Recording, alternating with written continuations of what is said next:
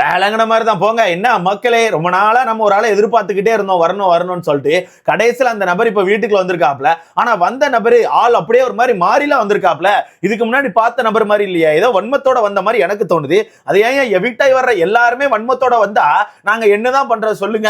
Already வீட்டுக்குள்ள அந்த பொய்க்கோழி வேற எங்க உயிரை போட்டு வாங்கிட்டு இருக்கு. இருந்தாலும் கொஞ்சம் பார்க்க நல்லா இருக்கு. ஆனா நீ வந்தா வச்சு ஏதாவது நல்லபடியா பேசுவ, கொஞ்சம் ஃபன் இருக்கும், கொஞ்சம் என்டர்டைன்மெண்ட் இருக்கும்னு பார்த்தா நீ என்னையும் அதுக்கு மேல வன்மத்தோட வந்திருக்க.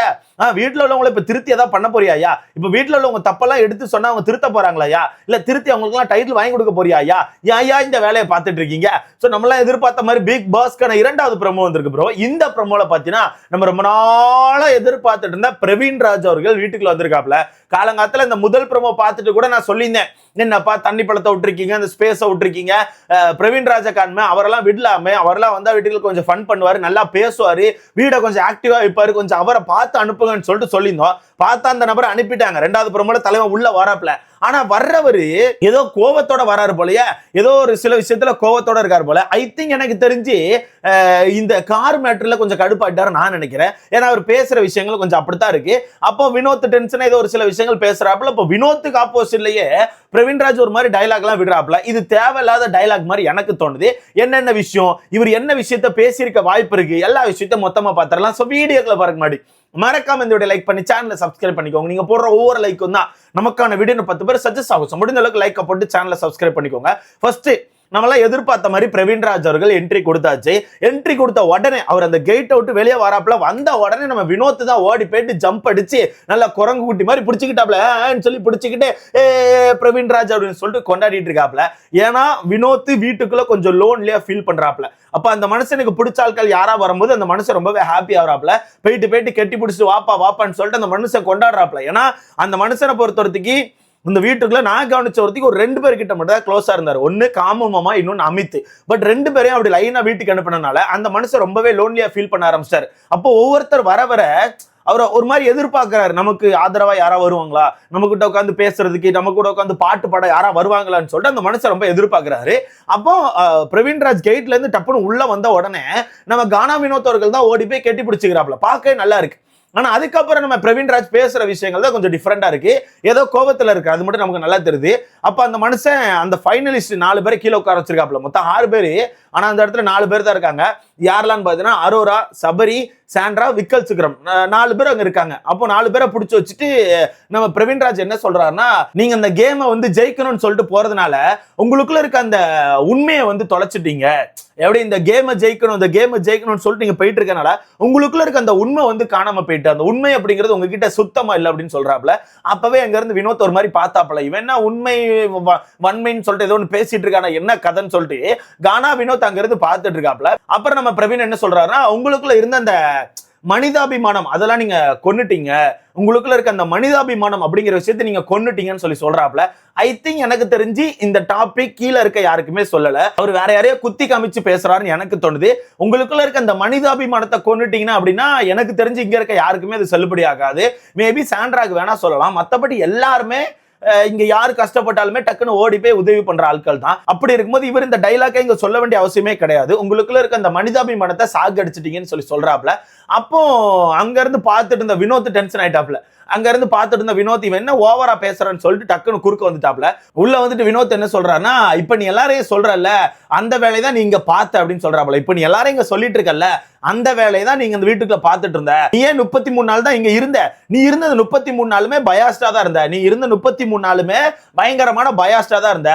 எல்லாருக்கும் பின்னாடி பேசிட்டு தான் இருந்த. அது எல்லாருக்குமே தெரியும்னு சொல்லிட்டு மனசு ஒரு மாதிரி அடிய போட்டாப்ல. ஐ திங்க் இந்த மனுஷன் இவ்வளவுக்குள்ள கோவப்படுறாருன்னா காமு மாமா பேர் அங்க வந்திருக்கும் நான் நினைக்கிறேன். காமு மாமாக்கான பேர் வந்துச்சான்னு தெரியல, பட் காமு மாமாக்கான டாபிக்கா இருக்கும்னு எனக்கு தோணுது. அதான் அந்த கார் மேட்டர் தான் இருக்கும் ப்ரோ. அந்த கார் மேட்டர் தான் ஒரு மாதிரி இந்த மனிதாபிமானத்தை எல்லாம் சாகடிச்சிட்டீங்க, உங்களுக்குள்ள இருந்த உண்மை காணாம போச்சுன்னு சொன்னதுனால வினோத்துக்கு தெரிஞ்சிருக்கும், ரைட்டு இவன் யாரை குத்தி காமிக்கிறான்னா பார்வையும் காமுவை தான் குத்தி காமிக்கிறான், அப்ப விடக்கூடாதுன்னு சொல்லிட்டு வினோத் உள்ள இறங்கிட்டாரு எனக்கு தோணுது. ஏன்னா வினோத்துக்கு காமு ரொம்பவே பிடிக்கும். அந்த மனுஷன் காமுக்கு ஆப்போசிட்ல யார் இருந்தாலுமே அந்த நபர்கள்ட்ட போய் சண்டை போடக்கூடிய ஒரு ஆள் தான் நமக்கு வினோத். ஓகேவா? ஏன்னா வினோத் காமு கிட்ட அந்த அளவுக்கு அட்டாச் ஆயிட்டாப்ல. அப்படி இருக்கும்போது ஓகே, அவருக்கு ரெட் கார்டு கொடுத்து வெளியே அனுப்பியாச்சு. அவர் தப்பு பண்ணினார் இல்லைன்னு சொல்ல, அவருக்கான தப்புக்கு ரெட் கார்டு கொடுத்தாச்சு. அதுக்கப்புறமும் திரும்ப அந்த நபரை பத்தி பேசிட்டு இருந்தா கண்டிப்பா ஒரு நண்பரா இவருக்கு கோவம் வரத்தான் செய்யும்.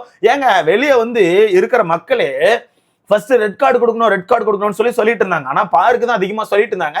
காமுக்கும் சேர்த்து கொடுத்ததுக்கு அப்புறம் அப்படியே காமுக்கு வந்து பாசிட்டிவா மாற ஆரம்பிச்சிட்டு, காமு பாவம் ஓகே அவர் தப்பு பண்ணிட்டாரு, நீங்க ரெட் கார்டு கொடுத்துட்டீங்க இல்லன்னு சொல்ல, ஆனா அவருக்கான வாழ்க்கை அளிக்காதீங்க, அவருக்கு ஏதாவது சான்ஸ் கொடுங்க, அவருக்கு ஏதாவது சான்ஸ் கொடுத்து வாழ்க்கையில அடுத்தடுத்து கொண்டு போங்கன்னு சொல்லிட்டு மக்கள் எல்லாருமே காம மாமா மேல பயங்கரமான கரிசனத்தை காமிச்சிட்டு இருக்காங்க. அப்படி மக்களே காமிக்கும் போது வீட்டுக்குள்ள 90 நாள் கிட்ட ஒருத்தர் கூட ஒன்னா இருந்த வினோத் அவர்கள் காமிக்காம இருப்பாரா? கண்டிப்பா காமிப்பாரு.